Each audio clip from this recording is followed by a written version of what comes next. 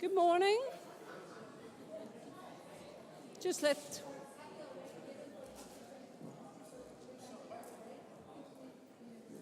Good morning, everybody. Thank you very much for coming along. Can you hear me okay at the back? Yeah, perfect. Thank you so much for coming on this brighter day than usual into Belfast and into one of our actual funded projects. This is the Girdwood Community Hub, and we funded this under the Peace 3 programme out of our shared space. My name's Brenda Hegarty, and together with Paul Boylan this morning, we are going to bring you through the workshop for the regional projects. I need to start by apologising because the visuals, as you can see on the screen, are not great. The room is slightly too bright, and because it's a new building, they haven't got their blackout curtains as yet. So the presentation is in your pack, so if you wish to follow it along on the pack or do your best with the screen, but unfortunately we can't do anything about it at this stage. So the workshop this morning is going to focus on the regional projects, the opportunities for you as an applicant under our regional programme.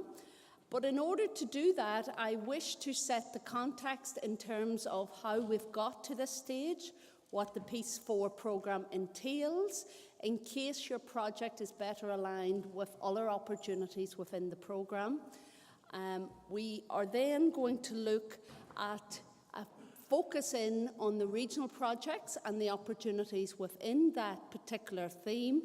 We're going to stop then for a wee tea and coffee break, and just before that we will have an opportunity for questions and answers. And then just after the coffee break, my colleague Paul Boylan is going to bring you through the application process, just to navigate your way through how we assess your application and how you should complete your application form. So we hope to conclude with some questions and answers and conclude with lunch in and around 12:30, 1:45. So hopefully that will bring us through this morning. So really, to start is how we've got here. We are in a very privileged position, a position that we probably didn't believe that we would be in that we had understood the last peace programme to be the final bite of the cherry. The European Commission have been good to Northern Ireland and the border region, invested nearly €2 billion in peace and reconciliation over the last 20 years. And this programme is certainly the programme that is trying to unlock the remaining residual legacy issues that still permeate society as a result of the conflict. All European funded programmes is framed within EU strategy regarding sustainable growth and inclusion, and this programme is no different. We also have to be mindful, and we are regulated by the EU regulations, and those of you that have experience of the past of European programmes know that that is quite onerous. But we will assist you in any way we can to help you navigate your way through the regulatory minefield as it is. In order to get here and to shape the programme as is now presented, we have undertook 2 consultation periods, and that really was an opportunity to consult widely with a range of our stakeholders to ensure that the focus and the direction of travel of the programme was in line with the needs of you, the local community. On top of that, obviously, we have to be mindful of the socio-economic profile of the region and the priorities of the 2 governments. So all in all, that is how we got to the current programme. So what's different for 2014 to 2020? Certainly what has gone before has worked. Some has worked better than others. And this being probably the last opportunity, we had to make sure we were honed in and focused on the key strategic issues that were relevant across the region. We also have a particular narrow focus on particular themes, and we will go through those, so it's a narrower focus than the previous programmes. Cooperation, we're looking and recognise that people cooperating together can achieve more than people working together. So certainly partnership working is a key theme throughout the programmes, as is the need for cross-border cooperation. It's not required in every aspect, but we certainly are encouraging it and mindful that this is a transnational programme. And finally, the other key aspect of the Peace 4 programme is the focus on children and young people, and you'll see that over the next few slides. But one thing that you will keep hearing again and again is the results focus. So what the programme has done is identified the change that we wish to see in society. And all of the outputs and the objectives that we will speak about over the next few slides is all focusing on the impact and the change that we wish to see as a result of this programme. So for every theme under the programme, there is a result, the change, the outputs are all aligned to that change. So when you are completing your application for the programmes, be very mindful of how your project can contribute to the outputs and the results that are specified within the programme. That is the secret to the success, both at an individual project level, but most importantly at the programme level. The last thing there just on that slide is a mindful that in order for the Commission to commit to this programme, they have agreed the results, the change that they wish to see in our society as a result of this investment. So non-compliance, and that'll be tested at two important points. More at 2018 and again at the end of the programme. So everything will be measured against those results. And a failure to meet the outputs that we have identified within the programme will result in a financial penalty at a programme level and then again at a project level. So it's very important when you're aligning and setting your project targets, you need to make sure that they are deliverable. So the Peace Programme, you can see there illustrated on the map that the programme is relevant across Northern Ireland and the 6 border counties. That is the same eligible region that is relevant in all previous programmes. The European Commission has committed what we refer to ERDF, the European contribution, €229 million. Slightly less than the previous programmes, but still a substantial investment. The programmes, projects can be funded at 100% because the 2 governments have provided the match funding. So you can seek 100% funding, of which 85% will be available through the ERDF European Commission allocation. Up to 20% of the programme can be spent outside the eligible region, that is Northern Ireland and the border region, but obviously any investment that is spent outside the region has to have relevance and impact on the eligible region. So if you have activity outside the region, just be mindful of what the relationship that has with the activity and within the region. And finally, single jurisdiction projects are eligible, but you need to provide a clear rationale why it is relevant only in a certain jurisdiction and why cross-border is not relevant and appropriate at that stage. So in terms of Peace 4, as I said, the funding allocation of €229 million, along with match funding, brings us up to €260 million. And we're going to allocate that against 4 key priorities in the programme. 2 of those priorities are new and a new feature of this programme, and that is shared education and children and young people. So there is 2 dedicated themes, and we'll go through each of these in the next few slides. And then we have the old reliables that have worked very well for us in the past, and they remain to be a feature in this programme. And that is building positive relations and shared spaces and services. So that's In summary, that's the 4 key themes under the Peace Programme.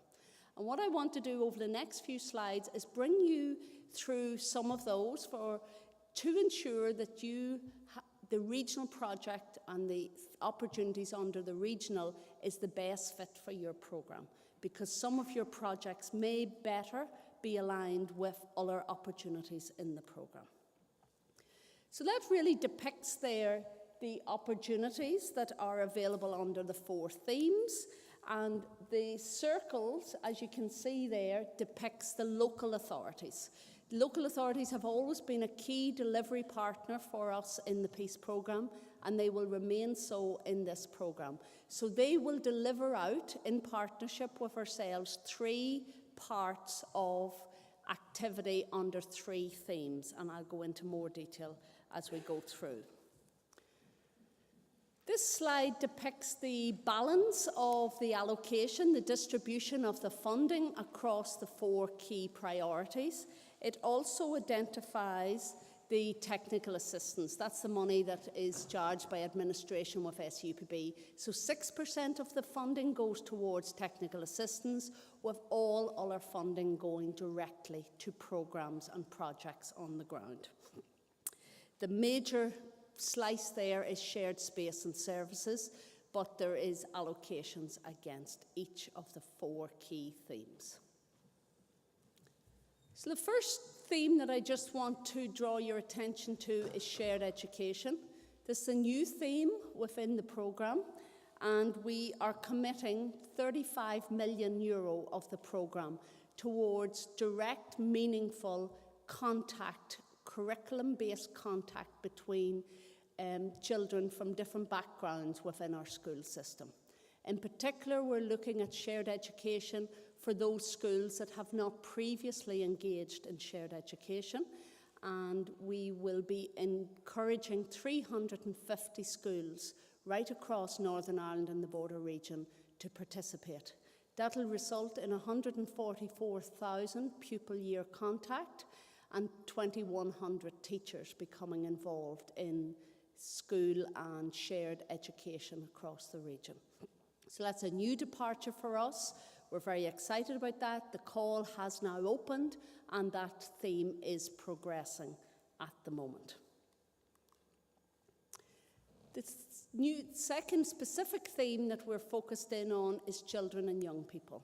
This is an opportunity for the children that, because we're living in a divided and a segregated society, to provide opportunities for children between the age of 0 and 24 to interact and have meaningful, sustained contact with people from different backgrounds, so that we can provide a society where there is much more respect and tolerance for difference. In particular, we're looking at those youth and children that are most marginalised and in deprived areas, and we're looking at personal development, citizenship, and those types of interventions. Overall, we have 37 million that will be allocated under children and young people. There'll be opportunities to apply directly. That theme is not open as yet. The first part of that theme will be a call for a coordination body. That'll probably happen around May time or June, and then that'll be followed by open call for actual projects later on in the autumn. So there'll be substantial opportunities under that theme for projects. And then the next theme that I want to just draw your attention to is shared spaces and services. As I have alluded to, we have spent 82 million in the previous programme funding 17 major iconic projects. The Girdwood infrastructure, we've invested 10 million in the building that you're currently in. Obviously, this is an interface area in North Belfast. And all of these projects share common themes where they are in contested space or where there is a lack of shared space. And we have been able to utilise the opportunity of the funding from Europe to really transform communities and provide opportunities for people to come together. And this, the Peace Bridge in Derry, Skenos in East Belfast, All Island Scouting Centre in Cavan, range of projects right across the region, and I'd urge you to look on our website and see the types of projects that we've funded in the past. There is new opportunities under this programme. We are aiming to fund 8 projects, and we have a budget of just shy of 53 million euros.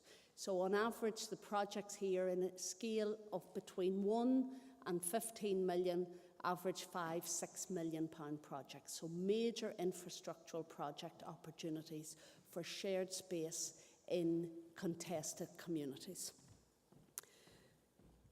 The call will open in September time, but because there's a lot of preparatory work involved in shared space and the physical capital type projects, we will be hosting our workshop on that in June. So keep an eye on our website or join up for our Twitter feeds and you'll be notified of that opportunity. Victims and survivors is a particular theme, and this is the only theme which is a close call in the programme. So the Victims and Survivors Service has been named as the delivery agent for this programme. And that call is open, and we hope to issue the letter of offer to the Victims and Survivors Service sometime around the October time. They still have to go through the application process, the same as every other applicant, and that is currently underway. And then that project will complement their services to victims and survivors, looking at advocacy, health and well-being, and different types of projects that are responsive to the needs of victims and survivors. I've made mention of the local authority plans, so in total we are investing over 80 million of the programme funds towards the local authorities. They are aligned in Northern Ireland to the 11 councils and the 6 border councils in the border region. So 17 local authority plans will be developed over the next few months. We've issued guidance back in December. Some consultation has commenced and the call is open. We've actually received our first application from Cavan under this theme. So each council over the next few months and no later than June will commence the submission of their application to ourselves. And they will present a proposal for the delivery of a peace plan in their area under 3 key themes. So they're looking at children and young people, and they can focus on children from 0 to 24. They will also look at shared space and building positive relations. So that's a new feature of the action plans going forward, that there is 3 distinct themes, but aligned to that they also have budgets for each theme. So they can't pick and choose and decide to focus all their attention on one of those areas. They have to align their plan exclusively against the 3 areas aligned to the budget that we've indicated. So they can't move funding between themes. So it ensures that all themes are equally addressed. So as I said, 80 million, 1/3 of our programme is going through the local councils. And because I think some of you may be best suited at a local level, I think it's worthwhile now looking just for a few moments at the opportunities under the local plans. As I said, there will be 17. They will have 1 for each local authority boundary across the entire eligible region. We're looking for their plans to be of 3 to 5 year duration, so it's up to them to determine the length of time, but the minimum will be for a 3-year project. We have indicatively allocated based on the population of the area and the deprivation. So, for example, 17 million is the indicative allocation in Belfast, and that goes right back to 1 million for some of the smaller counties in the border region. So, depending on the area, but if you go on our website, you'll see the indicative allocation for each area on our website. And as I said, the 3 key themes that they will focus on. And basically what we wish the local authority plans to do is to be responsive to the needs of their local area. Each area, while there is strategic issues that permeate all aspects of society. There are specific issues that are relevant and appropriate and should be addressed at a local level. And this gives the opportunity for these issues to be addressed at that level.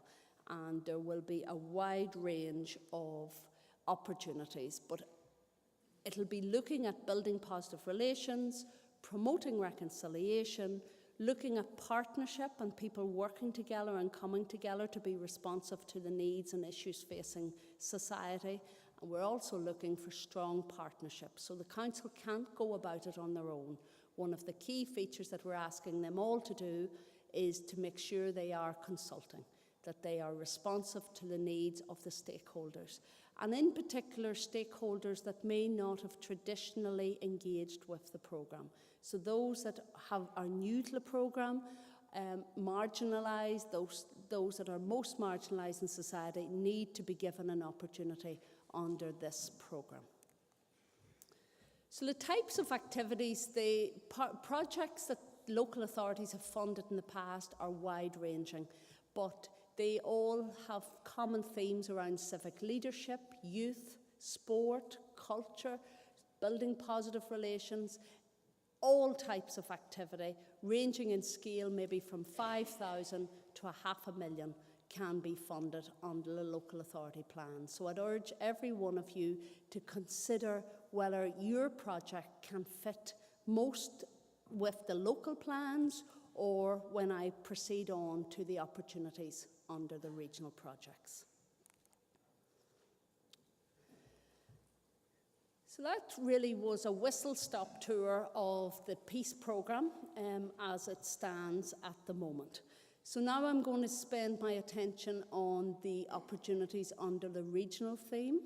So really what the programme has recognised, as with the previous programme, is that there is particular issues and sectors in our society that is best dealt with at a regional level. So this is the opportunity to assist and address those issues at a regional level. What we're looking for is meaningful, purposeful and sustained contact between people from different communities and different backgrounds. And that theme, you'll hear me repeat it over and over again, and that's what you need to be mindful of. You will have your own particular interest, but if you're not aligned to providing sustained, meaningful and purposeful contact between people of different communities and different backgrounds, then the Peace Programme is not the best fit for you. We are recognising that a lot of issues have been dealt with under the previous programmes, and what we're asking projects now to do is to be ambitious, to tackle the last remaining issues, the complex issues that remain in our society around sectarianism and racism. And projects need to be very mindful and focused on tackling those residual issues. They also ask you to be mindful of the marginalised and those that have not perhaps previously benefited from the previous programmes. Be mindful of those and ensure the inclusion of all groups in your application. So the programme is now open. Many of you may have had the opportunity to look at it on our website, and the big issue here is that there is a significantly reduced budget. Previous programme we committed around 45 million to a range of regional projects. In this programme we have 16 million. So we're expecting it to be very competitive, and only those that are best aligned to the criteria that I'll go through over the next few slides will be successful. So the types of projects that we wish to support both under regional and indeed in all parts of our programme is those that are best aligned to the results and outputs that are specified in the programme. There is very laudable outputs and activities that results that society needs, but if they're not aligned and specified within the Peace Programme, we will not commit funding to them. So we are very focused only on the results and outputs specified within the programme. All projects have to make a genuine contribution to peace and reconciliation. The cornerstone of this programme is peace and reconciliation, and all of your project outputs and results has to align to the peace and reconciliation aspects. We're looking at good corporate governance and partnership arrangements. So only projects that fit our requirements in terms of capacity and competence to be a lead partner and deliver out on the programme will be successful. And Paul will go through a wee bit more on our expectations on that in the next presentation. We wish to fund high quality design projects that offer value for money, are sustainable development and equality focused. So all of those are relevant and will be required in a successful project. So in terms then of the regional programmes, the issues that we wish the regional programme to address is looking at the continued high levels of sectarianism and racism that permeate society. So you need to be addressing the complexity of these issues. We're also looking at the issues around integration, new communities coming into our society, and ensuring that any issues around that can be best addressed. So we are looking at increasing ethnic diversity and respect for difference. We're also looking at those areas that have been deprived. Those areas that are most deprived, most marginalised, and those that have not had the opportunities under the programme, and obviously our high levels of division within society. Those projects that can best address the segregation that exists in society and provide opportunities for peace and reconciliation at a regional level is the issues that we're trying to address. The key objective here is purposeful, meaningful and sustained contact between people from different backgrounds. So all projects will have to align to that objective. And we're looking at that between individuals from different backgrounds and on a cross-border basis. In particular, we want to focus on marginalised and minority communities. So those groups that have been particularly marginalised, they should be included in your project design. So overall, we're looking at projects that will address sectarianism, isolation, polarisation.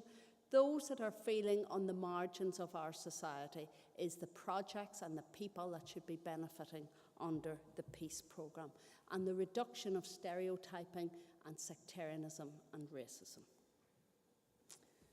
This is difficult to read, but I do draw your attention to it in your slide, and this is the intervention logic that frames all of our activity under the programme. And basically, it is where we have set objectives under each of our themes, and the change that we wish to see is the result. And all of the outputs that we've specified for the programme will contribute to the result, which in turn will achieve the objective. But where you need to draw your attention to is the output and the result.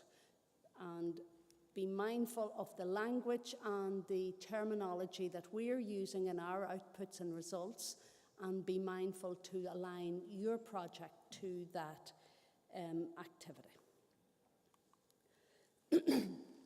So the specific objective under the regional programme is to promote positive relations characterised by respect, looking at cultural diversity and an understanding of that cultural diversity, where we can celebrate, live, work and socialise together in a society free from prejudice, hate and intolerance. So that are the key features and the key objective of our regional programme. We, in order to be successful, because we believe this is going to be a very competitive process, you will need to be very ambitious. You'll need to be doing more than maybe what you did in the past. You're adding value to activity that was previously relevant. In particular, we're looking for regional projects. If your programme or project can be done at a local level, then you should be drawing your attention to the local plans. It's only at a regional level will you be successful under this proposal. We are looking, because we have a target of 20 projects, we are looking for projects probably in the region of £500,000 to £2 million, but that doesn't exclude a project above that value, but obviously it will have to be very impressive to go beyond that range in value. And as I said, we have a total value here of 16.4 million. As a result of the investment of the 20 projects, there is 3 key results that we expect to be impacted as a result of your project.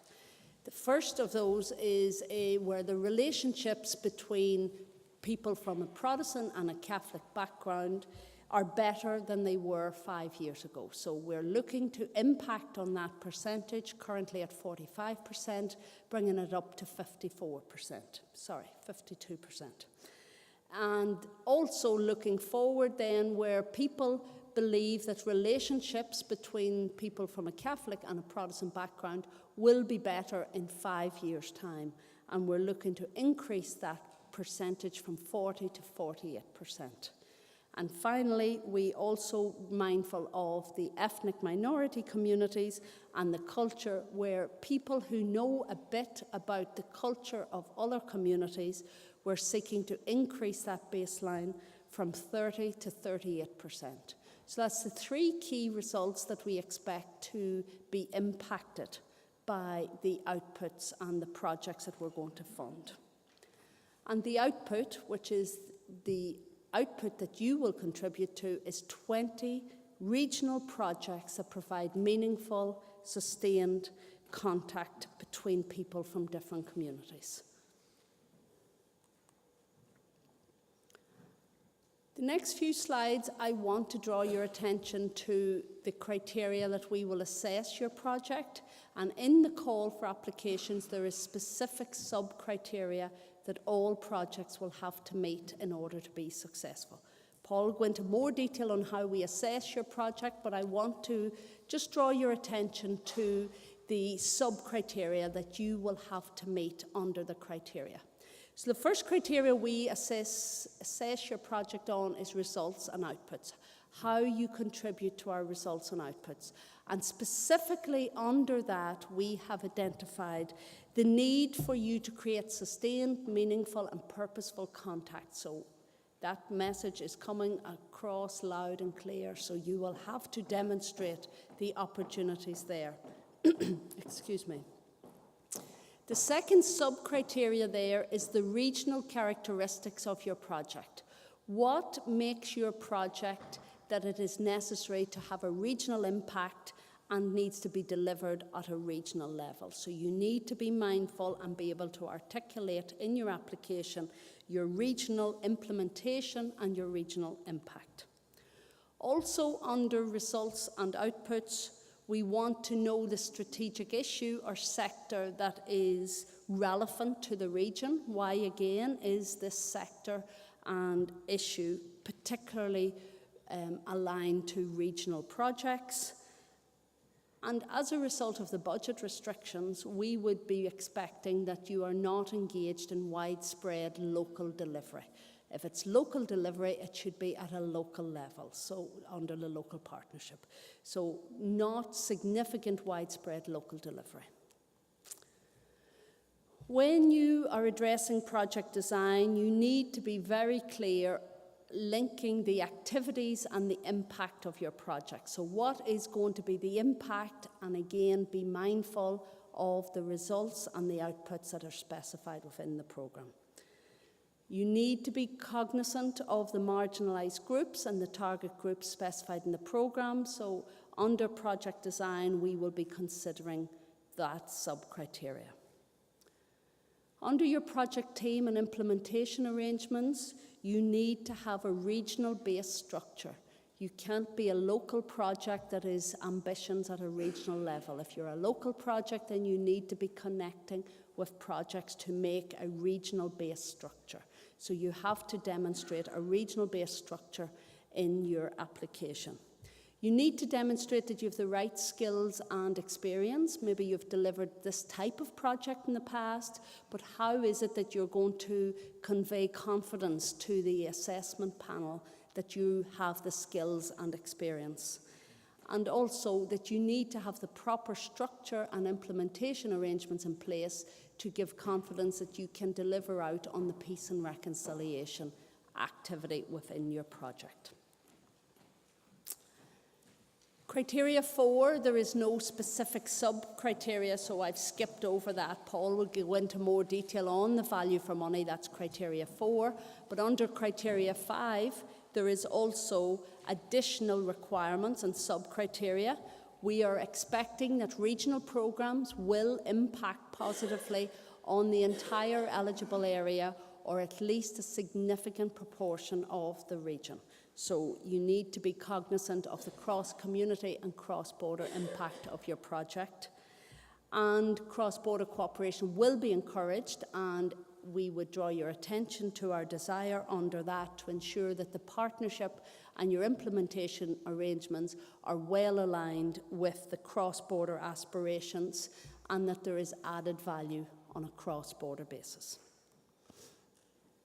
In addition to that, we are asking you to be aware of the need to include all communities and mindful that single jurisdiction projects are eligible, but where you're applying for a single jurisdiction project, you need to provide a rationale on why it's appropriate at a single jurisdiction level. So why is it that your project is not operating across the entire region? So in summary, really, what we're saying there is that there is good opportunities under the regional programme.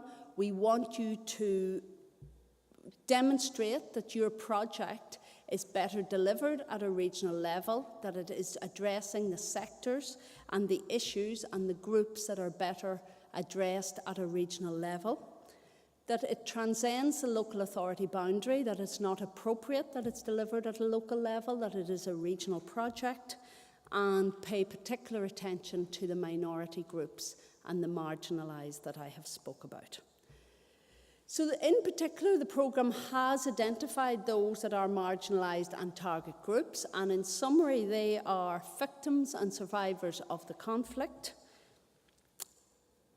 Groups under identified groups are children and young people, older people, women, interfaith groups, those suffering from physical and mental disability as a result of the legacy of the conflict, ex-political prisoners, displaced persons, and former members of the security force. So that list is available on our website, but just be mindful of who your project is targeting and whether it is relevant to any or all of those groups.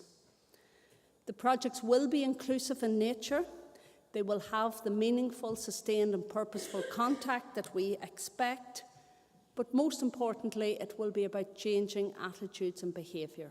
The impact of your project has to be aligned with addressing the complex issues of sectarianism and racism and changing society for the better. So what type of projects do we expect? We had a wide range under the previous programme. All types of projects are eligible, but the common theme for all of them is they will be about reinforcing progress to a peaceful society and promoting reconciliation.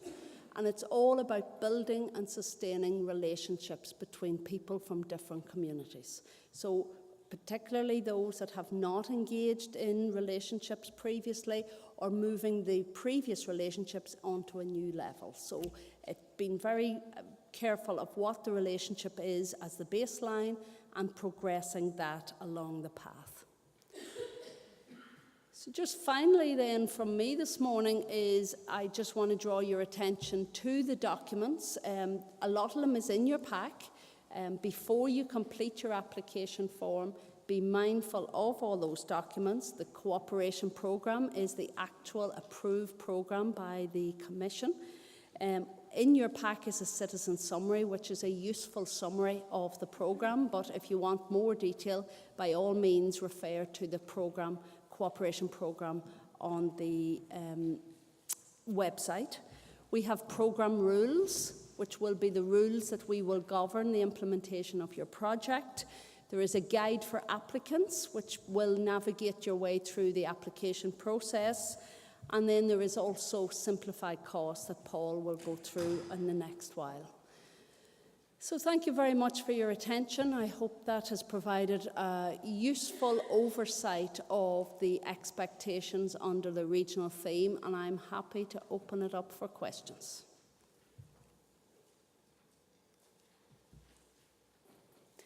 If you just would like to introduce yourself and where your organisation would be useful. Tim O'Malley, Clonmel. I'm just wondering about the specific activities you're interested in the programme, because at one stage you talked about the projects not being involved in direct delivery, and then at another stage you talked about trying to engage with people who haven't engaged before and the hardest to reach, and I'm just trying to work those pieces together. Are you looking at organisations to be engaging with other organisations to deliver activities with those groups, or what does that look like? Because, you know, in my mind's eye, you know, you have actually been doing a lot of the delivery yourself to a certain extent with regards to those groups and nurturing relationships. But just to get a bit of clarity there, thank you. Mm-hmm.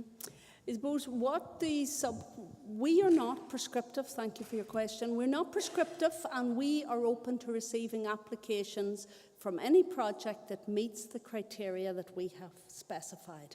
What we are saying there about local delivery is widespread local delivery. There is going to be some aspect of local delivery in order to ensure that you have the sustained and meaningful contact and the relationships under sport, culture, whatever type of activity, and that will feature in the programme. But what we're saying, because of the budget restrictions, it will not be widespread and significant, because what we've found in the past, where we had multi-million-pound projects under the regional theme, and maybe upwards on 5-6 million, a lot of that budget would have been spent on local delivery, and that scale and type of project would not be in keeping with the expectation. So there will be some, but it wouldn't be widespread, and I think the key word there is widespread.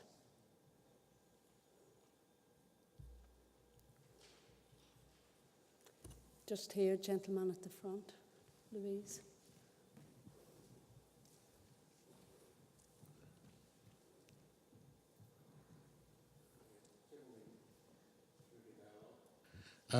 Just on a practical level, if the project's successful, will the funding be given up front, or will they have to spend it first and then claim it back?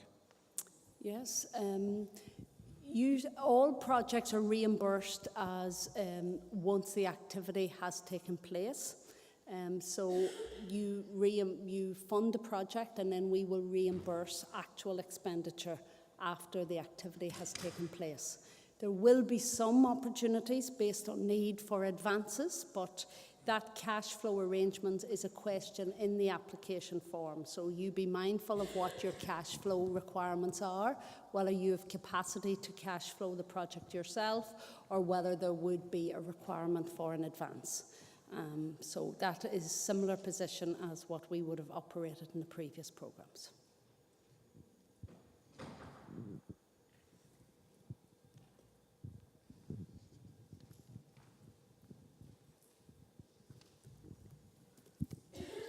Hi, Edel McGinley, the Migrant Rights Centre Ireland. I was just wondering around the region, do you expect the impact to be in every county in the region, or you can have specific kind of areas or you know, kind of cross-border areas? It's not impact across the whole region, it would be areas of the region, I assume. Well, it could be a range of types. Some of our projects will be region-wide, that will be across all 12 counties of the eligible area. Some will be sub-regional, but it'll depend on what is the requirements of your project. The greater the regional impact, obviously the higher the score, but it has to be relevant to the objectives and activities of your project design. But what will not feature will be local activity. Any local activity will be addressed at the local level. So anything that transcends local authority boundaries can be deemed a regional project. Where you've received submissions at this stage, will you give a feedback to the people that have made those submissions to show where the deficiencies are and how they could be improved in a formal submission? Yeah, we have, and Paul will go through, we have a new two-stage process for applications, and that means that those of you that wish to connect with the programme and put in a proposal, that you're not investing significant time and effort. It's a shorter stage 1 application, and you will receive feedback whether you're rejected or progress to stage 2. All applicants receive feedback. If it's a rejection, you'll get a formal debrief meeting with myself or Paul or a combination of our team to explain the reasons of why your project hasn't been successful. If you're successful, but there's usually issues that need to be addressed at stage 2, you will also receive that feedback. So there is very specific and detailed feedback given to all applicants.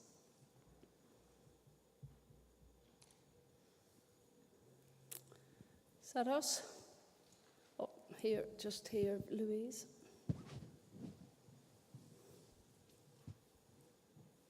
The gentleman in the red. Chris Quinn, Northern Ireland Youth Forum. Just, you said in one of the early slides that 20% of the programme budget can be spent outside of the eligible area. Does that imply other parts of the United Kingdom and Ireland or further afield? Yeah, outside the eligible area can be anywhere else in the world. Now, obviously, it has to be relevant and appropriate to Northern Ireland, but outside the eligible area is anywhere else in the world. But again, be sure if there's activity outside of the region that it's relevant and impacting on the eligible area. And I suppose why it can't be done at a local level needs to be addressed. Just a question in relation to the question before about the manner of disbursement of funding. What's the rationale for only providing the grants in arrears to the money being spent? Because that would seem to me that it kind of excludes smaller organisations, and if this is open for NGOs to apply to, kind of restrictive to very large organisations. Small organisations can have a big impact, but not if the funds are only granted in arrears because the cash flow isn't there. So what's the rationale for that? Okay, we wish to engage with a wide range of projects at different levels within the programme, and we believe we've provided opportunities for all types and sizes of projects to engage in the programme. Smaller projects, we believe, best are aligned with the local authority partnerships, and there will be opportunities through the local authority partnership plans to submit small-scale projects, and there will be cash flow arrangements and advances available for that type and nature of project. For multi-million pound projects, where we are expecting projects scaling from £500,000 upwards to 2 million in this theme and even greater in some of the other themes, one of the key aspects for our assessment is that you have the capacity to govern a project of that scale and that you have the competence and the financial capacity. So that is the rationale that we have in relation to that. Now, it doesn't preclude maybe medium-sized organisations that don't have full access to cash flow arrangements, and that is our advanced facility based on need. But certainly very small scale projects would unlikely be successful under a strategic regional project.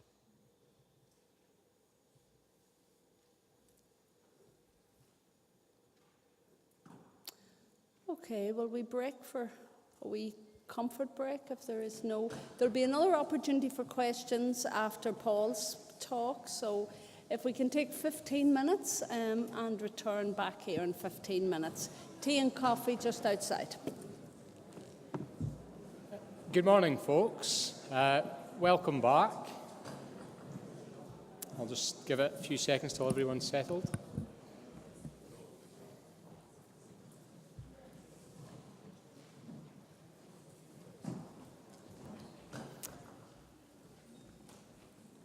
Hello, my name's Paul Boyle and I'm one of the programme managers with SEUPB.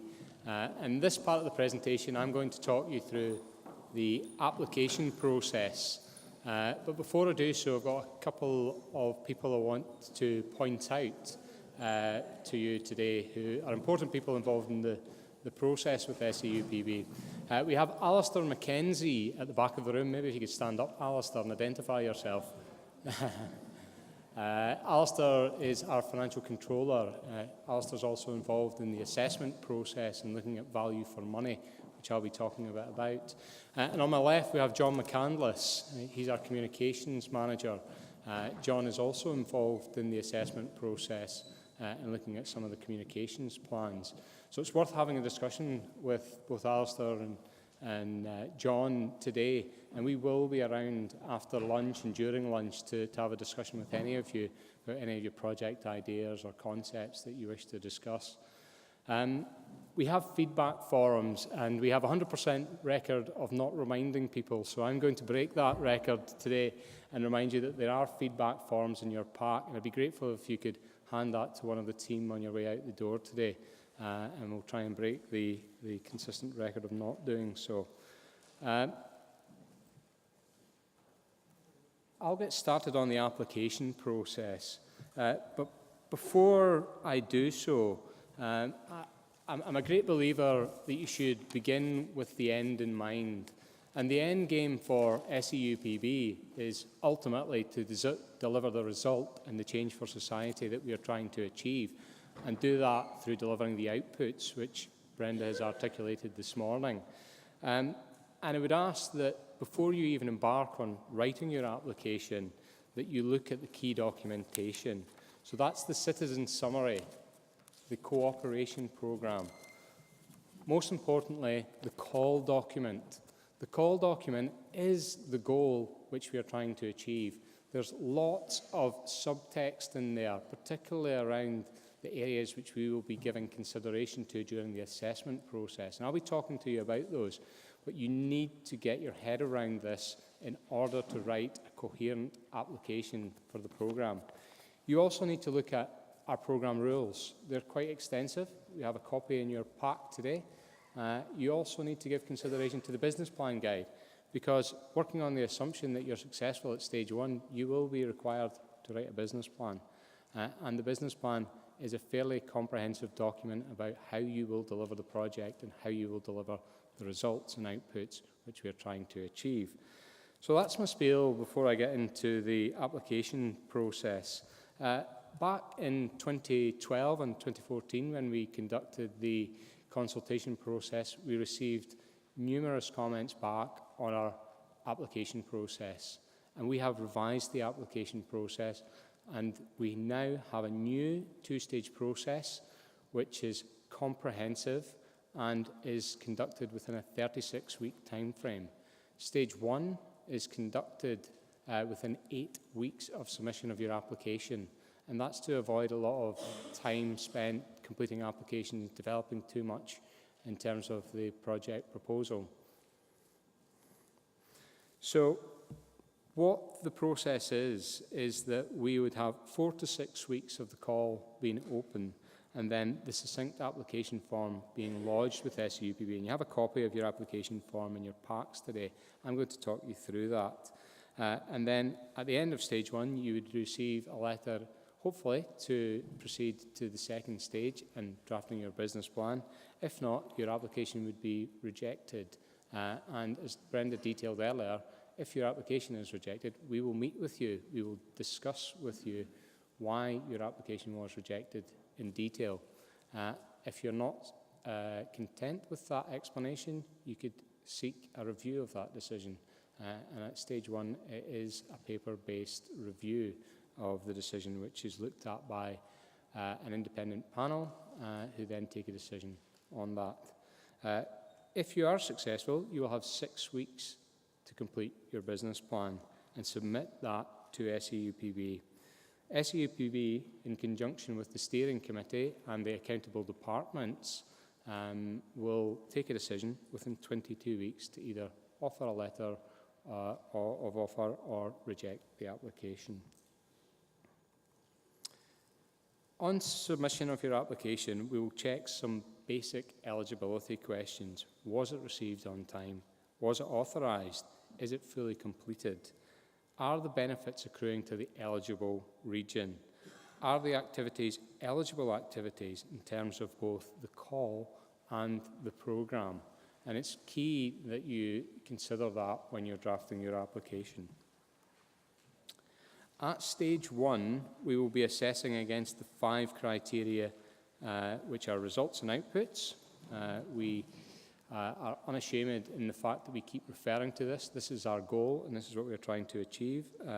The quality of project design, cross-community and cross-border cooperation, governance, and value for money, each weighted exactly the same, and they're scored 0 to 5. I'll come on to that in a moment. At stage 2, there's 2 additional criteria. These are additional criteria set out by the European Commission. They are sustainable development and equality. And as you'll see from the slide, there is a weighting variance across the criteria at stage 2. So what do we mean under the selection criteria, results and outputs? We want you to detail in your application how you will directly contribute to peace and reconciliation. We have additional criteria set out in the call criteria, which we will be consistently referring to throughout this. And we want you to demonstrate in practical terms within this section how your project will create opportunities for sustained, meaningful and purposeful contact between people and groups of different backgrounds. We have to demonstrate essential regional characteristics also. That's detailed in your call criteria under results and outputs. And it has to address strategic and policy issues of relevance to the region. And this again is showing the regional impact. We're not talking about local here, we're talking about regional. Is the activities and proposed project fitting with the policy context of the current administrations both in Ireland and Northern Ireland?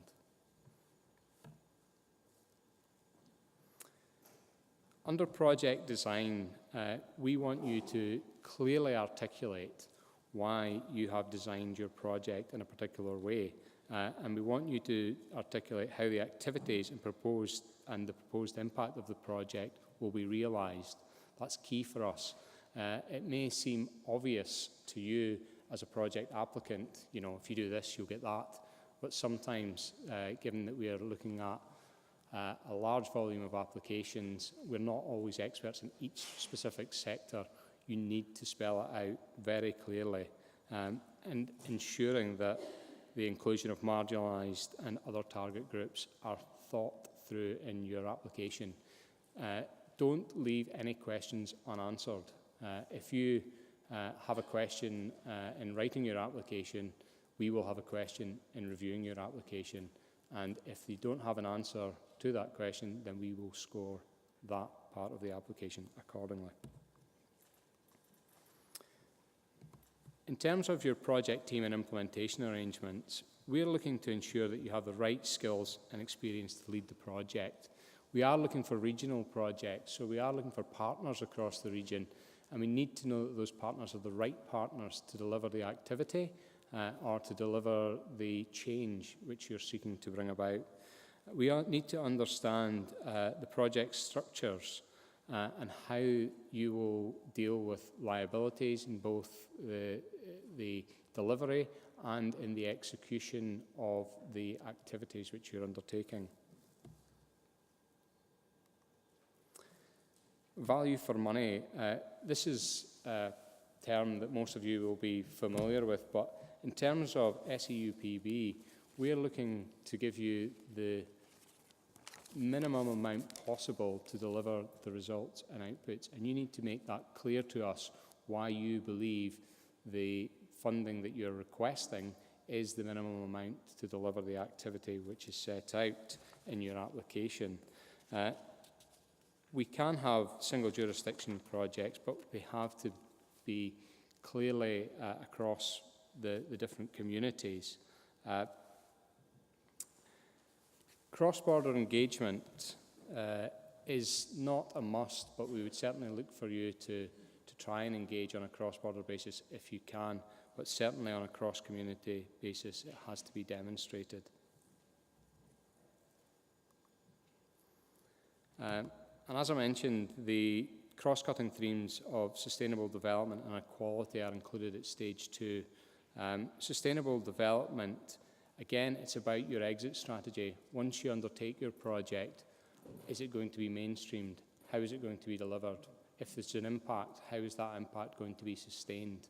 You have to detail that to us so that we can understand it.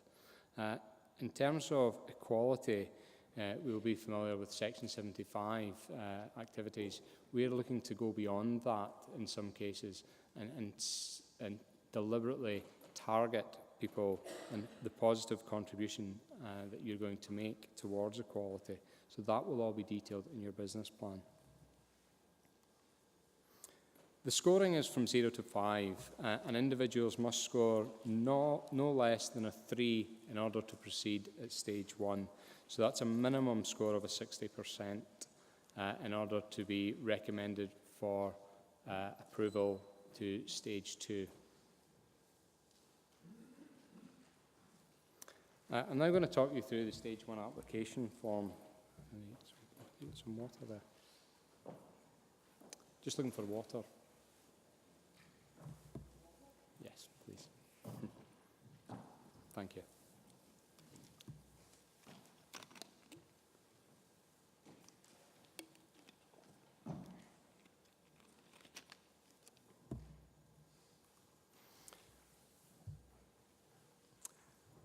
So stage 1 application form, section A1, deals with the project and the programme. So this is simply a tick box exercise around which outputs and results that you propose to achieve. In terms of the project location, we were asking you to detail regionally where the impact is likely to be and where the activities are likely to take place.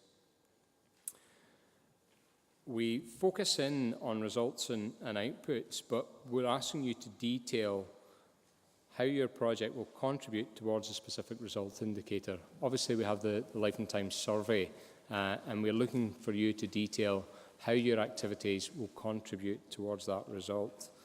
Obviously, the outputs are very clear in the project proposal. Yet, the application forms are in your pack, so you could refer to it as we're going through this. Details of the outputs could be simply you propose to achieve the outputs as detailed in the programme, but we would expect a little bit more around the types of activities and engagement that you will be undertaking in order to achieve that result and output. If they're not aligned with the programme, we have a significant issue, and it's unlikely that your project will proceed. But we would look for you to quantify as much as possible how much of the output you're proposing to deliver for how much of the money is one of the key issues that we have in terms of value for money and proportionality, and what likely percentage increase you're likely to attain from the activities which you'll be conducting. Brenda mentioned earlier about the types of project we want to fund. We want to fund well-designed, high-quality projects that have a regional impact. We need you to spell out why your project is needed. We don't have all the statistics on things like deprivation, gender differences, community background differences. We're looking for you to draw on that data and present that to us to make clear why your project is needed, and clearly state the objectives and result that you intend to bring about through the activities which you will be doing.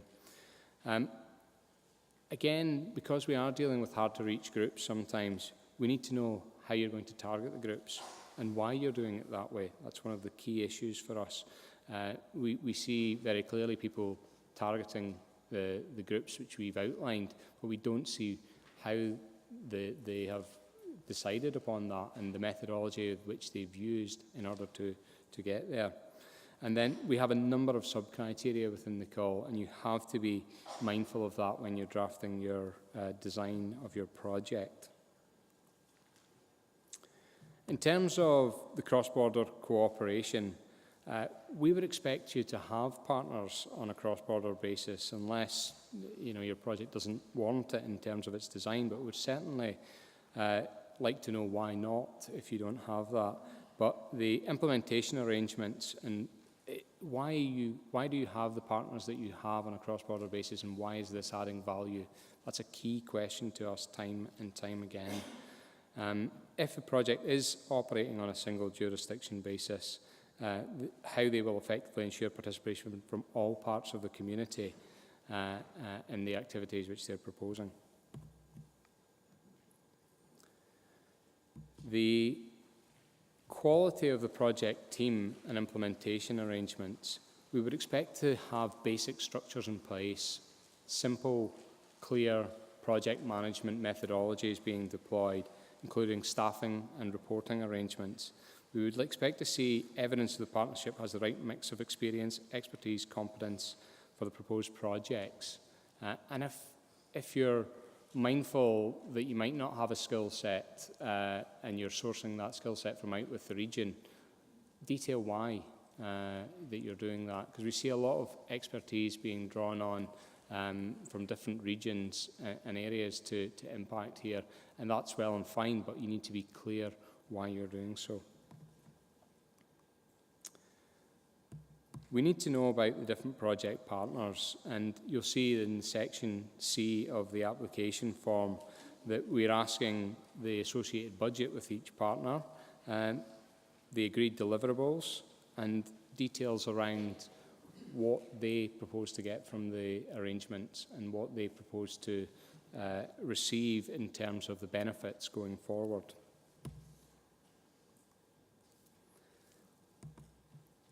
Under Part D on the project management, we have project budget. We are looking for you to detail the financial management, financial reporting systems for your project. I'm aware that there's likely to be a lot of applications from NGOs, and we'll be keen to understand how these organisations propose to bankroll the projects in terms of reserves, in terms of cash flow. It's a key consideration for us. We need to understand, if you are submitting claims 3 months in arrears, how are you going to survive during that period? There are proposals, for advances in exceptional circumstances, but it is exceptional circumstances. We're looking for you to identify any major procurement exercises, and as part of the business plan, we actually ask for a procurement strategy, and we expect you to detail in there how you propose to go to open public procurement and how you propose to comply with not only the European Commission regulations around procurement, but also any national requirements around procurement. If you're proposing to use simplified methods, budget simplified methods, we would expect you to detail that in section D of the application form. We have a flat rate for overheads, for instance, which we'll come on to later, which is 15%. And we would expect you to also detail any unit costs which you're proposing in there as well. Again, sustainability. If you are doing a large capital build, how is it going to wash its own face? What are your projections in the long run in terms of the finances for that piece of infrastructure? It's unlikely that the wee capital build in this one, I just use that as an example in terms of what we've seen in the previous programmes. We have 6 cost budget headings, and they're broken down into staff costs, office administration, travel and accommodation, external expertise and services, equipment expenditure, and infrastructure works. This is much more simpler than it was in the previous programming period. Some projects had up to 30 budget lines, and there was a lot of detail going in terms of changing budget lines at a later date. We've raised it up to a very high level at project lead partner level, which allows a lot of flexibility between sub-partners in terms of moving budgets within the project itself. So we would expect to see your project presented within the context of those 6 overheads, those 6 cost headings. And again, we'll have the budget breakdown for each partner in the previous sections. We have the opportunity to use unit costs this time around. Unit costs can be established. I'll give you an example of a unit cost we done in the INTERREG programme.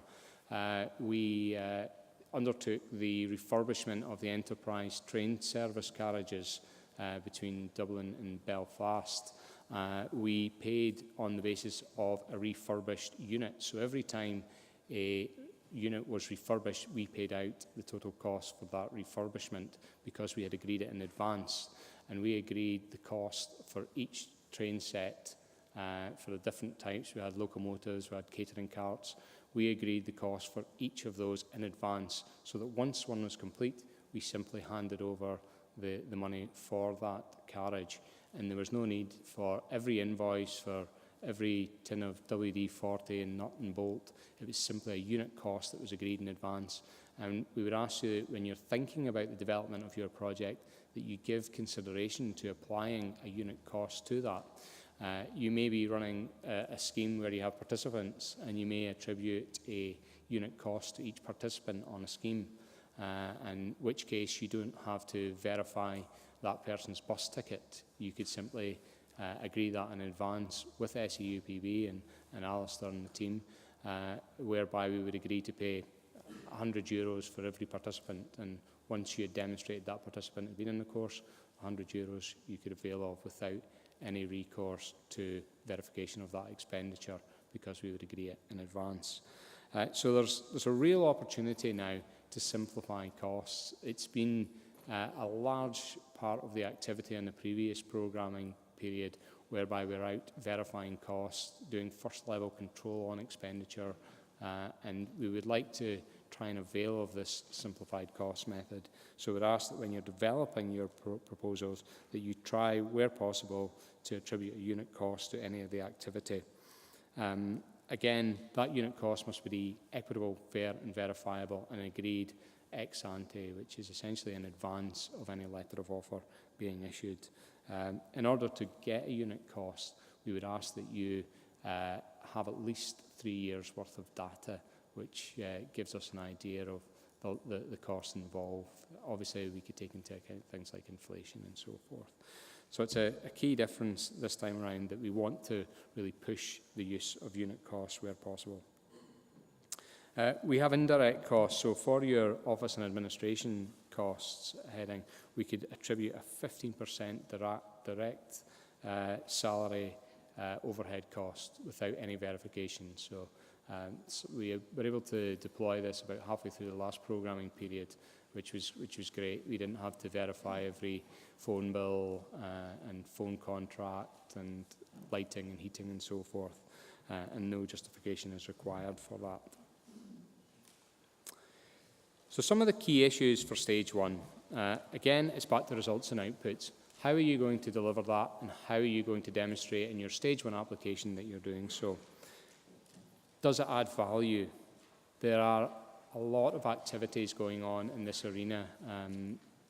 We wish to be complementary to those activities and add value, not only to the local action plans that are taking place, but also to some of the national initiatives that are taking place. We are here to add value on a cross-community and cross-border basis for this programme, and particularly the results and outputs which we've went into detail on. In terms of the content of your programmes, is it appropriate, relevant, and is it high quality? That's one of the things that we're consistently striving for, excellence. It's about doing things in a proficient, new, innovative manner which adds real value on a cross-community basis. Is your plan deliverable? What we've found, particularly in the current programming period, that people are over-ambitious. There's a degree of optimism bias creeps into every single application. And one of the ways that we've tried to combat this is that in the business plan, we ask you to complete a work plan which details quarter by quarter all the activities. And you soon find that some of the activities have to run concurrently, and some of the projects have to run sequentially. And as soon as you get something out of sync sequentially, then it bumps out your time frame. So we ask that you be realistic when you're looking at your applications. Applications cannot go beyond December 2021 for activity. So bearing that in mind, you're talking about 3-4 year project by the time that we issue a letter of offer. So be mindful of that. The activity can't go beyond December 2021. Is the project inclusive? It's obvious, but we will be asking the questions and we will expect to see the answers on the paper. The regional impact has been stressed today, but you need to articulate to us how that regional impact is going to be made. And that's what you have to do in your stage 1 application, and you have to do particularly well in your business plan if you're successful at stage 1.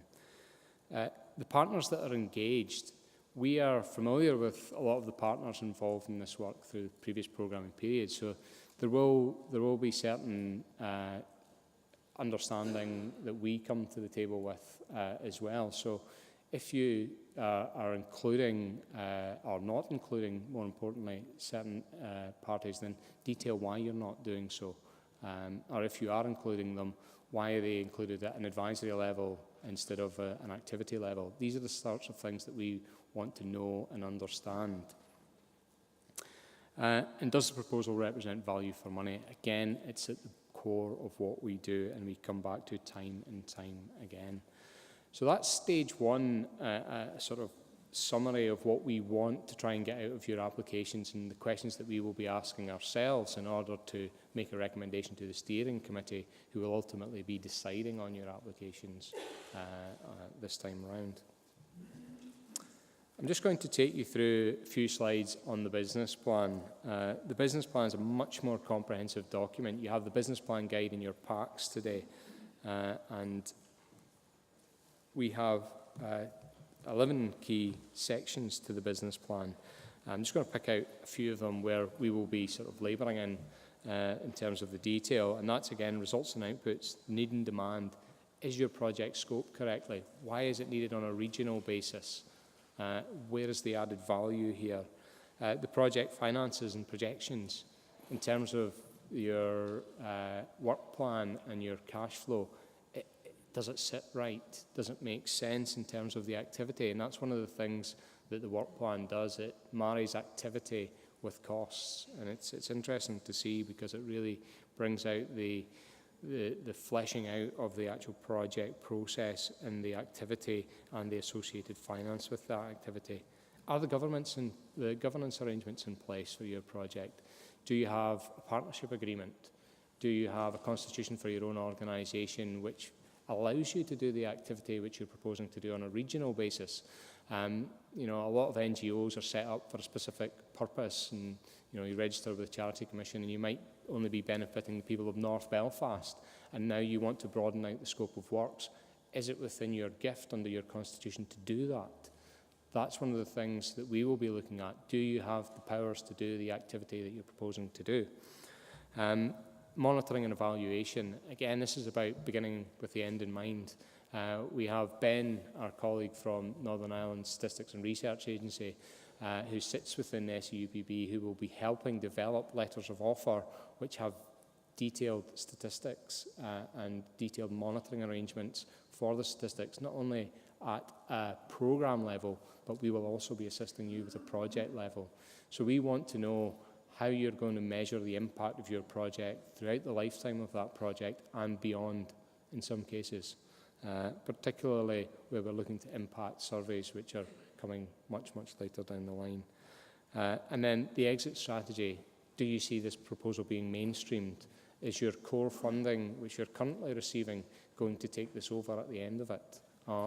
Is it going to be self-sustaining? If so, how? These are all the questions that we need addressed in your business plan. I'm going to take you through 3 key slides around that, and then I'll wrap up with a couple of small points. It might be obvious to you around your basic idea and principle, but the readership of your business plan is very broad. It's made up of community representatives, members of the Secretariat within the SEUPB. We also have quality representatives that will be looking at this. So you need to be mindful of your readership, that it's not within your own area of expertise, it's broader than that. So you have to convey it in terms that are understandable. If you're proposing some sort of facility or service, then who's it going to be provided to? How are you going to get the people there? And how are you going to get the right people there? That's one of the most important things. What are the key risk factors for your project? I'm mindful that we're coming into another election period, and there may be political issues around the makeup of your project which you need to be mindful of, which could put at risk your proposal. And you need to detail that in your business plan, because we want to understand the risks, and we want to know that you understand the risks, and we want to know what you're doing to manage those risks. It's okay to have things that are risky and out with your control, but it's another to ignore them and not be actively managing those risks. So we would expect you in your business plan to outline what you're doing to do that. And again, back to the results and outputs, how are you going to achieve those? In terms of the management arrangements, we need to know things like how you're constituted, the remit, the legal responsibilities which you have. We want to see a copy of your partnership agreement with your project partners and how you will work in practice and where liability lies. We need to understand all that so that we know that you're thinking these things through. We could take a degree of assurance in your ability to deliver out on the proposal. And in terms of the functions, again, it's about understanding who's best placed to deliver this and how you're demonstrating that in your business plan. It's telling us why you've got the people doing the activities that they're doing. We also want to know about the skills and experience and the financial scale of your project. You know, if you're providing a service or engaging and it is for a fee, we want to understand how you're going to manage that fee, how you're going to undertake that activity. We need to get this clear to us at the outset. Again, it's about getting it right from the start so that at the end we can reconcile it. And that's one of the key things that we've had in this programming period, where we've embarked in good faith and letters of offer, but not necessarily been clear on what the exit strategy is. We have an exit strategy from the start, and we want to maintain that, and that will be our focus. We have a duty to deliver the outputs and the results to the Commission, and their financial penalties will be imposed on SEUPB if we don't.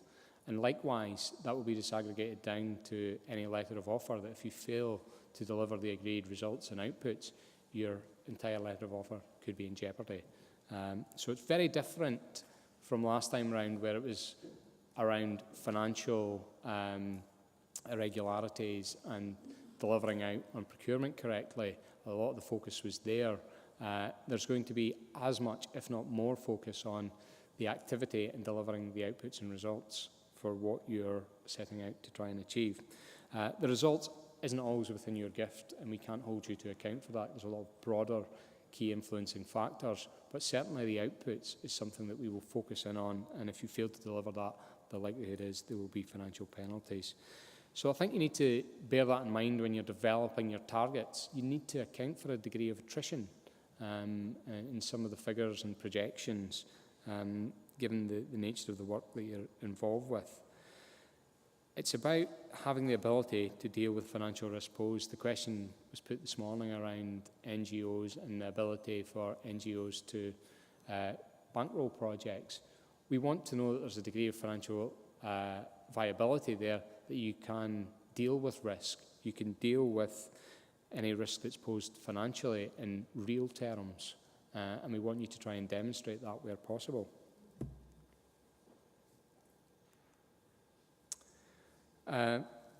Just following on from that, we want to have an understanding that people know what they're getting into in terms of organisational viability. Do you have experience of working together before? Is this a new governance arrangement? You know, what experience are you bringing to the table, if it is new, that will benefit you during this period? Do you have experience of administering EU funds before? These are all questions which give us assurances about your viability, particularly when it comes to things like corporate governance policies, procedures and arrangements. We appreciate that some organisations are small, but we would still expect the same level of organisation viability to be there in terms of your policies, procedures and arrangements. Again, what type of financial systems do you have, and what's your VAT status, and so forth. We need to understand all that. And again, it's back to liquidity, cash flow arrangements, and how it's going to work in practice for you as a project. And it's only when you probably begin to complete the workflow plan and the cash projections and so forth that you'll get a real understanding for that. Okay, I know that I'm throwing a lot of information at you just now around the assessment process, but I'm really trying to pick out the key points where I see there being sticking issues for this call, and where there's likely to be issues in drafting your business plan and your Stage 1 application. So the call is now open. The Stage 1 call, 24th of March, and it closes on 29th of September. We have a steering committee on the 11th of November, or potentially sooner.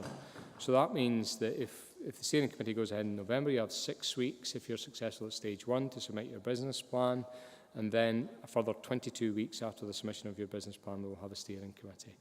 So the timescales are really imminent in terms of the ability to deliver this, and you need to develop and design your project so that you can deliver within that time frame. That's fairly self-explanatory. Sorry, that's been a bit of a whistle-stop tour of the issues. It's now sort of 12:05. We could take questions for 15 minutes or so. We're quite happy to take broader questions, and anybody wants to ask anything over and above the issues outlined in the application process. Alternatively, we are available over lunch and in the margins if anybody else wants to talk to us. Any questions? No. Does there anybody want to make any points if they don't want to make any questions? Yes.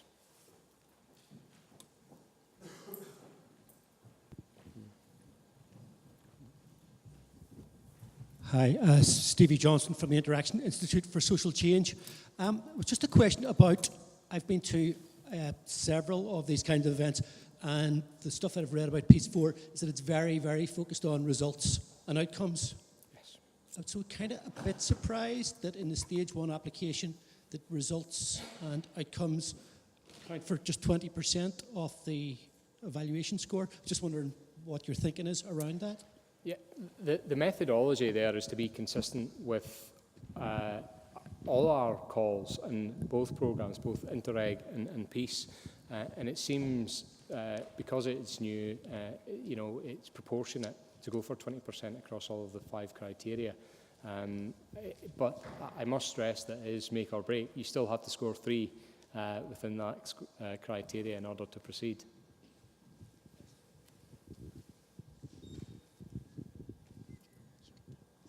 Hello, Michael Culber from Cushion and Aircama. I remember when Piece 3 was coming through a lot of years ago. I mightn't be exactly correct in this, but ish, I'm in there. There was decision process at a particular date, and monies were allocated. But not all applications had been decided upon when the monies were allocated. And then when decisions were made about the later applications which had been referred back in time, there wasn't money there. I'm just wondering, is there any lesson to be learned from that, or is everything going to be considered at the one time this time in order for decisions to be made and everybody to get a crack at the finance available is successful? Okay, thanks, Michael. Yeah, your memory serves you right. At the time, in a different era when there was economic issues, financial problems did beset the programme. But under this programme, and specifically under this call, there's 2 distinct changes that I want to draw your attention to. Number 1 is that all applications will be assessed within 36 weeks. Those of you who have been involved in previous programmes will remember that once the steering committee had made a decision, then there was a post-steering committee approval process within central government departments. And sometimes that took 12 to 18 months. But this time, all decisions will be made for all projects within the 36-week window. So there will be no staggered approvals.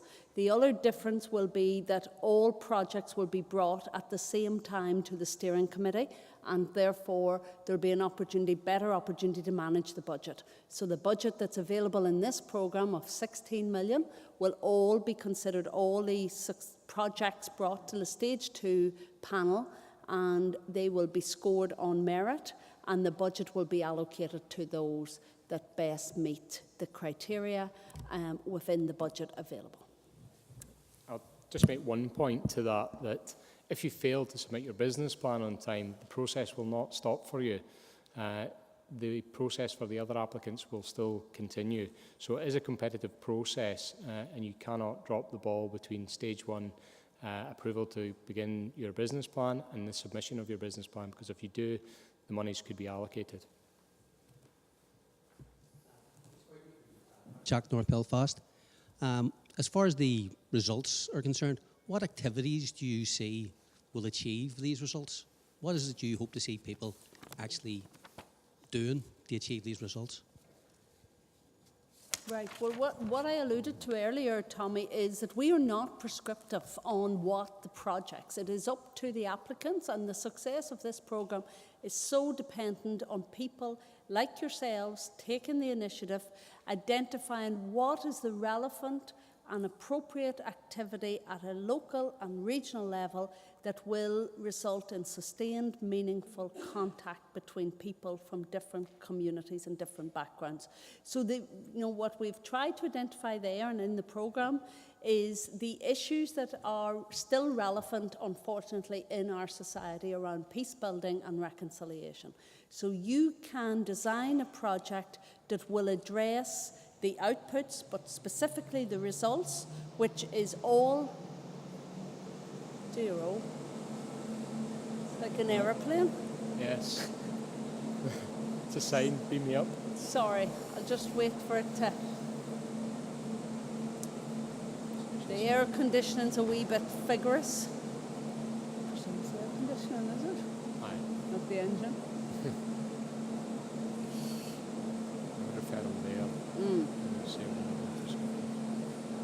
Sorry. A question? Yes. So, you just bear with me and I'll wait until the noise kind of drops off slightly. Maybe it'll know. No. Will it try it or not? Just give it one more minute. Yeah. Get them. Oh, I feel the air, no? Need it. It's getting hot there. I lost my way at one point. It was like, where am I dog? Where am I? it was just like taking a second. Perfect. Sorry about that. So what I was saying, your question related to results. So we are not prescriptive on what the activity should be, but what we are clear on is that it needs to have the essence of ensuring connections between people from different communities and backgrounds to ensure that the legacy issues that remain in our society around division and opportunities for inclusion and reconciliation is promoted through your projects. I'm just wondering, if we can bring people together and try and achieve those type of results, can we do it through providing things that will actually not leave them still in poverty or not leave them still in marginalised areas or disadvantaged areas? I mean, is there any point in bringing them together if you don't improve their situation or improve their quality of life or improve their employability or their living standards or their conditions? I mean, can we bring them together and provide them with services that actually do that for them?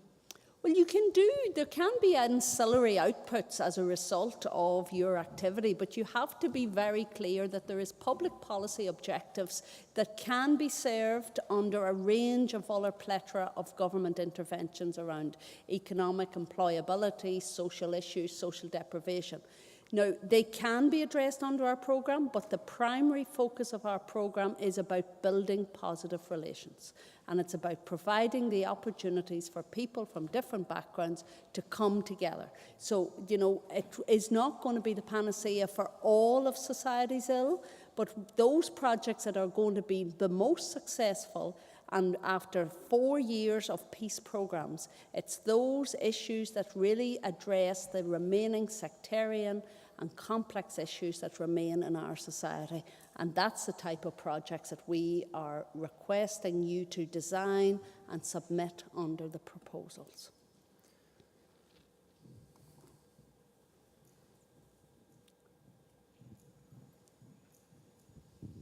Hi, Paul, you alluded to the fact that it would be in exceptional circumstances that advances would be paid. Can you give us an idea what those exceptional circumstances would be? Yeah, Section 4 of the programme rules details the guidance on what exceptional circumstances would be, but it'll be a case-by-case basis that we'll look at that and decide whether or not it's reasonable. And you know, there'll be a number of detailed questions asked around your position and why you can't bankroll the project. You know, we're not going to take a blanket no on advances. We will consider it on a case-by-case basis. Section 4 of the rules sets out. And if it is accepted, is that a 5% advance, or is there a percentage of that? I think there's a 5% of the total project cost. Is that correct, Alistair? No, 10. Based on need. Yeah, the advance will be calculated based on need. So it'll depend on your circumstances of your project. But, you know, our point earlier, and I think it needs to be stressed, that one of the key criteria that we assess each of the applicant will be on their management and implementation capacity. So you need to be able to demonstrate a clear capacity and financial viability within your structure. If you don't have that within your project, then perhaps you identify reasonable and appropriate partners that can give you that credibility and viability. Because, you know, our experience is there is significant financial risk around these projects. You or your partners can be left liable for thousands, multiples of £1,000 of expenditure that will be deemed ineligible, and you need to have the capacity and the cash flow arrangements to be able to manage that and not impact negatively on your project. Do you want to add a few words to that, Alistair?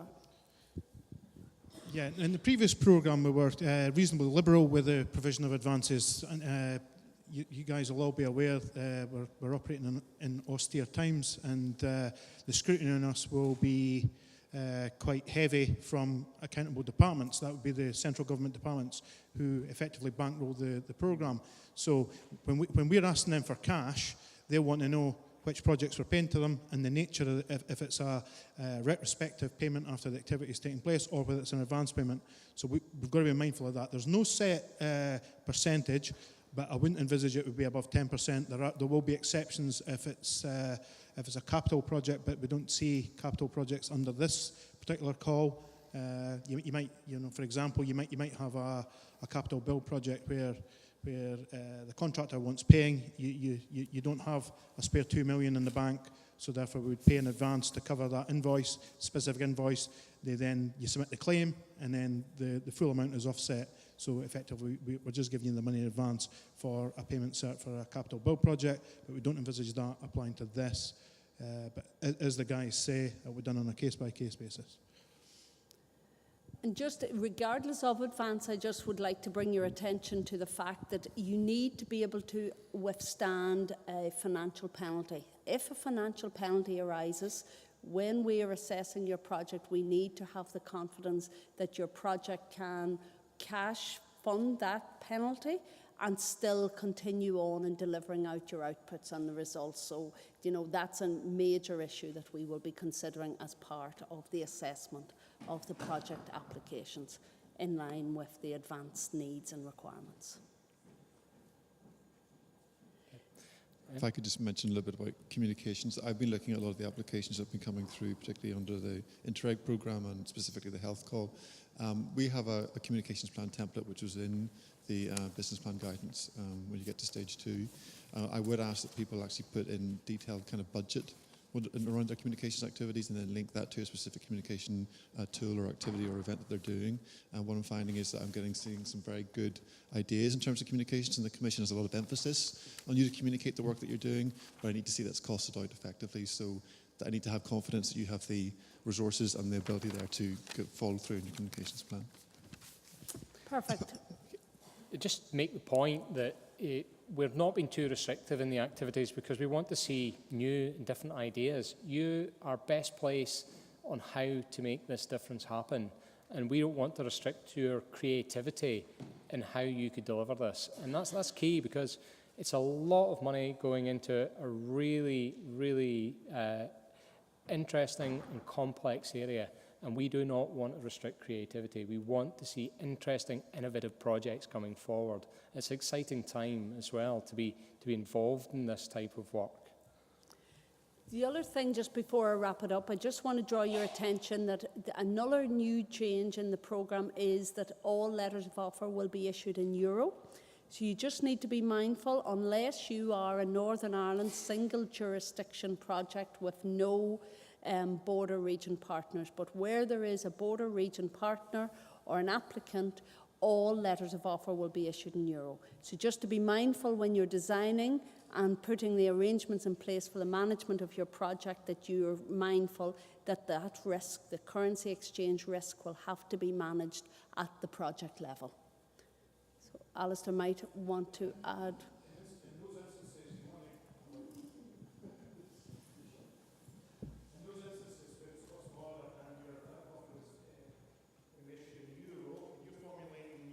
Stage 1 and Stage 2 applications, you may wish to use the Commission's exchange rate that's available from their website.